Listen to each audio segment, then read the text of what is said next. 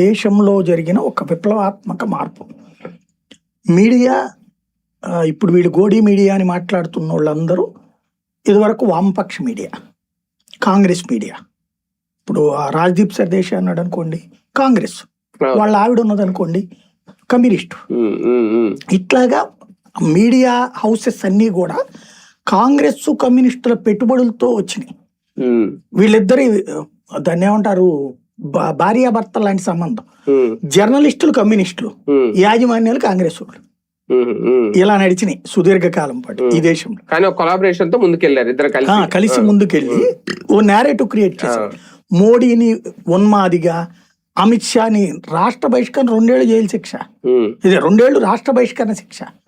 ఇది ఎంత దుర్మార్గం ఉంటుంది. హోంమంత్రిగా ఉన్నోండి ఎవరిని ఒక తీవ్రవాదిని చంపినందుకు, తీవ్రవాదిని పోలీసులు ఎన్కౌంటర్ చేసినందుకు హోంమంత్రిని పట్టిన సందర్భం. అలాంటి దుర్మార్గపు చర్యలు చాలా జరిగినాయి అప్పుడు.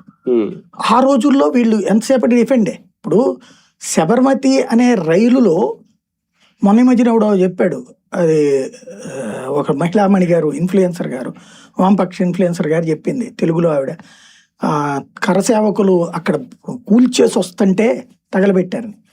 అది 92లో జరిగింది కరసేవ. ఇది 2002లో శబర్మతి ఎక్స్ప్రెస్. మోడీ ముఖ్యమంత్రి అయిన తర్వాత ఏడాది. ముందేమో కేశుభాయ్ పటేల్కి అక్కడ ఇంకొక ఆయనకి గొడవ వచ్చిన టైంలో ఈయన ముఖ్యమంత్రిని చేశారు టెంపరీగా. ఈయన టైంలోనే ఈ భూకంపం అది వచ్చింది. ఆ భూకంపాన్ని సరిగ్గా మేనేజ్ చేశాడని ప్రజలు తర్వాత బీజేపీని మళ్ళీ గెలిపించారు. అది వీళ్ళు ఆశ్చర్యపోయారు. ఇక దాన్ని ఎలాగ కన్వర్ట్ చేయాలంటే ఒక మత ఉద్రిక్తతలే కరెక్ట్. ఎందుకంటే దేశవ్యాప్తంగా మత కలహాలు జరిగిన ప్రతిసారి కాంగ్రెస్ గెలిచేది. ఈవెన్ మనకు హైదరాబాద్ మత కలహాల తర్వాతనే కదా కాంగ్రెస్ విజయం సాధించింది. అట్లాంటి సిచ్యుయేషన్ ఉంటుందని ప్రయత్నించింది.